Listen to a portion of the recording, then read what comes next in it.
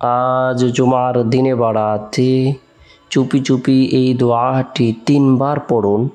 গায়েবী টাকা আসবে, পাহাড় পরিমাণ ঋণ পরিশোধ হবে, গুনাহ মাফ হবে, দোয়া কবুল হবে।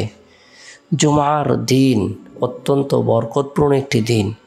জুমার দিন আল্লাহ তাআলার পক্ষ থেকে অসংখ্য অগণিত নিয়ামত প্রদান করা হয়ে থাকে।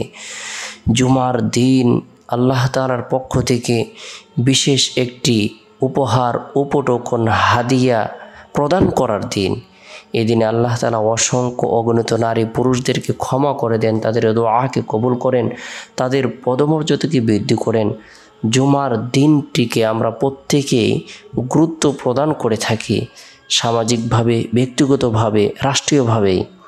জুমার দিনটি অনেক গুরুত্বপূর্ণ একটি দিন। কোরআন হাদিসের আলোকে জুমার দিনটি অনেক ফজিলতপূর্ণ একটি দিন, সাপ্তাহিক সকল দিন থেকে শ্রেষ্ঠ দিন। এই দিনে বিভিন্ন আমলের কথা হাদিসে উল্লেখ রয়েছে। এর মধ্যে থেকে ফজিলতপূর্ণ একটি আমল হলো জুমার দিন সূরাতুল কাহাফ তেলাওয়াত করা। যে ব্যক্তি জুমার দিন সূরাতুল কাহাফ আমল করবে, তেলাওয়াত করবে, পাঠ করবে, আল্লাহ পাক রব্বুল আলামিন তার ঈমানের মধ্যে একটি নূর প্রদান করবেন, যে নূরটি 1 সপ্তাহ পর্যন্ত তার অন্তরের মধ্যে চমকাতে থাকবে। যে ব্যক্তি জুমার দিন সূরাতুল কাহাফ আমল করবে, তেলাওয়াত করবে, আল্লাহ পাক রব্বুল আলামিন তাকে দাজ্জালের ভয়াবহ ফিতনা থেকে নিরাপত্তা দান করবেন। আল্লাহ তাআলা তার জন্য 70,000 ফেরেশতা নিযুক্ত করে দেবেন। এই 70,000 ফেরেশতা তার জন্য মাগফিরাত কামনা করতে থাকবে। সুবহানাল্লাহ। গুরুত্ব সহকারে জুমার দিন আমরা সূরাতুল কাহাফ আমল করব। ফজরের নামাজের পর থেকে নিয়ে জুমার নামাজের আগ পর্যন্ত যে সময় রয়েছে, এই সময়ের মধ্যে সূরাতুল কাহাফ আমল করার জন্য চেষ্টা করব।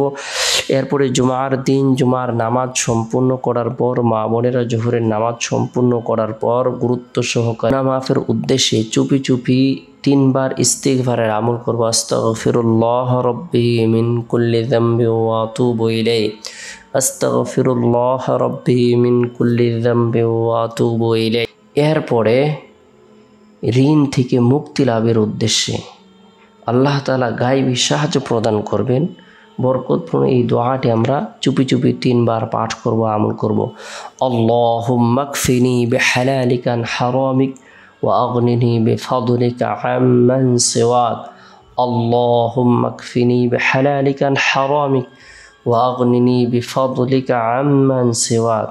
হে আল্লাহ, হারামের পরিবর্তে হালাল রিজিক দিয়ে আমাকে যথেষ্ট করুন, আর আপনার অনুগ্রহ আপনি ছাড়া অন্য সব কিছু থেকে আমাকে অমুখাপেক্ষী করুন। সুবহানাল্লাহ।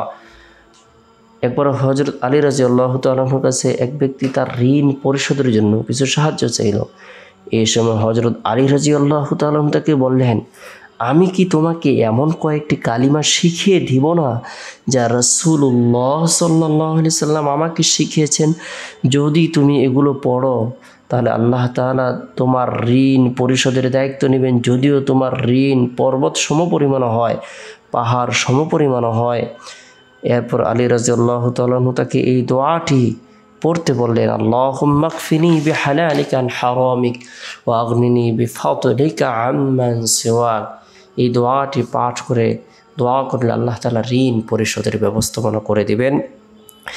এরপরে জুমার দিন আসরের নামাজ সম্পূর্ণ করার পর নবী সাল্লাল্লাহু আলাইহি সাল্লামের প্রতি মহব্বত রেখে, ভালোবাসা রেখে যে কোনো দুরুদের আমল করব 100 বার। আল্লাহ তাআলা জুমার দিনে দুরুদের আমল করার বরকতে অসংখ্য অগণিত হাজতকে পূরণ করে দেবেন।